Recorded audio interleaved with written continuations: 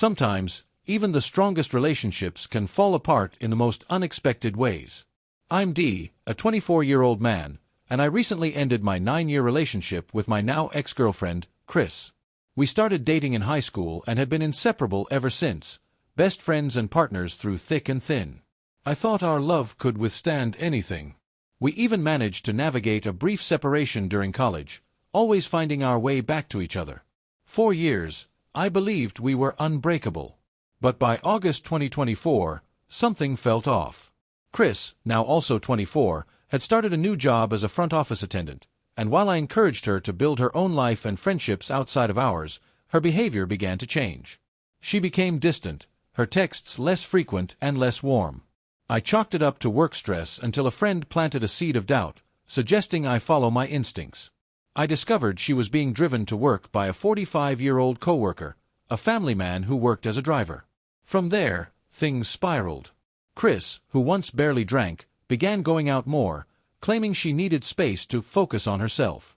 One evening in October, I followed my intuition and showed up at her office in the rain. There, I saw them on a video call.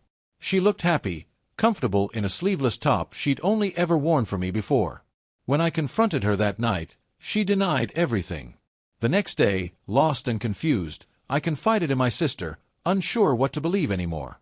By October 28th, our 9th anniversary, I couldn't suppress my doubts any longer. I went to her place with flowers and a heartfelt letter, hoping for some clarity. Instead, I found evidence on her phone, months of affectionate messages and plans with the driver. They called each other love and had been on secret dates. When I confronted her again, Chris finally broke down, admitting her guilt. This marked the end of everything we'd built together. The fallout that followed affected not just us but her entire family, her career, and my own emotional stability. It was the hardest lesson of my life, that loyalty isn't guaranteed, even after nearly a decade of love. After uncovering Chris's betrayal, I tried to process the devastation. For nearly a decade, I'd seen her as my future, my best friend, and my partner in everything. The betrayal felt like a cruel joke, one I couldn't wake up from. Worse, the situation spiraled beyond just the two of us, dragging in her family, her coworkers, and even her career. Chris's family was deeply involved in our lives. Coming from a conservative Asian background, family loyalty was a core value for both of us. Over the years, I'd grown close to her family, especially her brother, Jay. When I shared what I'd discovered, Jay was furious. He didn't hesitate to take action. He confronted the driver directly, messaging him to stay away and even involving police connections to intimidate him. Jay also informed their mother, a respected figure working for the Supreme Court, about Chris's infidelity. Her mother's reaction was explosive. She left work immediately to discipline Chris, a reaction that, while extreme, wasn't entirely surprising given the cultural emphasis on honor and respect. Chris's actions had not only hurt me but also risked scandal for the family. That night, Chris endured hours of verbal and physical reprimands from her mother, aunts, uncles, and even her 5 brothers. They condemned her choices, calling her selfish and reckless. It was a harsh reality check for Chris, who later blamed me for ruining her life. The fallout didn't stop there. Seeking clarity and perhaps some closure, I contacted one of Chris's close co-workers. To my shock, they revealed they'd known about her relationship with the driver all along. Feeling betrayed by everyone involved, I passed this information to her family. Her mother's next move was to threaten further action at Chris's workplace, intending to speak with HR to hold the driver accountable. Although nothing physical had occurred between Chris and the man, the emotional affair alone was enough to disgrace her in the eyes of her family and colleagues. Chris's response to all of this was a mix of guilt, anger, and denial. She repeatedly messaged me, accusing me of being the reason her family had turned against her and that her career was now in jeopardy. I felt a mix of emotions, rage at her for shifting the blame, sorrow for the woman I had loved, and confusion over how everything had gone so wrong. But I knew one thing: I couldn't continue being with someone who could betray me so easily. The depth of Chris's personal issues came to light during this ordeal. She'd struggled for years with unresolved family tensions, particularly with her father. She admitted that these issues had affected her mental health and judgment, yet it didn't excuse her choices. Meanwhile, I was battling my own emotional toll. Panic attacks became a regular occurrence, and scenarios replayed endlessly in my head. I'd wake up feeling like I was suffocating, unable to breathe despite being in good physical shape. My mind and heart were at war, trying to make sense of everything. In moments of clarity, I reminded myself that I had done everything I could to support Chris throughout our relationship. I encouraged her to pursue her career, helped her navigate personal struggles, and stood by her even during tough times. Yet, here I was, left picking up the pieces of a broken relationship, wondering if there was something I could have done differently. The truth was, the decision to cheat wasn't mine, it was hers. Despite the heartbreak, I knew I had to focus on myself and move forward. Therapy became a priority. I couldn't carry the weight of Chris's betrayal, her family's reaction, and my spiraling mental health all on my own. I also realized that holding on to anger would only hurt me more. Letting go was my only path to healing. The hardest part was accepting that the love I'd cherished for 9 years had ended in betrayal. It wasn't just the loss of a relationship, but also the loss of a future I had envisioned with her. I began reflecting on what I deserved, someone who valued loyalty and honesty as much as I did. While it was painful to let go, I believed that moving forward was the only way to eventually find peace. By the time October ended, Chris and I were no longer a couple, but the aftermath was anything but clean. Every part of my life felt disrupted, like the ground had been pulled out from under me. What made it harder was the persistent connection to her family and the complications her actions had caused. Despite my decision to end things, Chris didn't stop reaching out. Her messages alternated between guilt and anger, as if she couldn't decide whether to apologize or blame me. Her accusations hurt the most. She claimed I'd ruined her life by exposing the affair to her family and coworkers. She said I was the reason her mother's fury had spilled over into her professional life, putting her job at risk. But in my heart, I knew I wasn't at fault. She made her choices, and those choices had consequences. Still, it didn't make the situation any less painful. What made it even harder to bear was the deep entanglement I still had with her family. Her brother, Jay, continued to check in with me, apologizing for his sister's actions and expressing his own disappointment in her.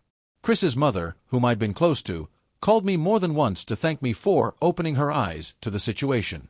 She seemed genuinely sad for me and told me that I deserved better. While their support meant something, it also deepened my feelings of loss.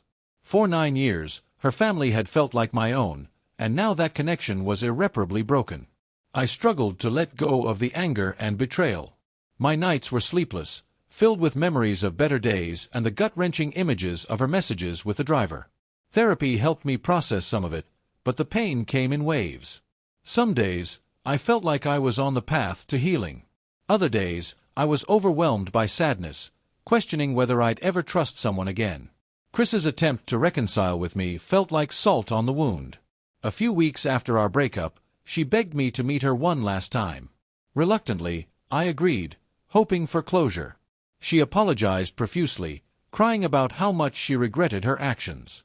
She admitted that she had felt lost and had been seeking validation from someone else during a period of self-doubt. She said she never thought it would go this far and that she still loved me. But her tears couldn't erase the damage. I told her that while I didn't doubt her remorse, it didn't change the reality of what she had done. Love, I told her, wasn't enough without trust, and she had shattered mine beyond repair.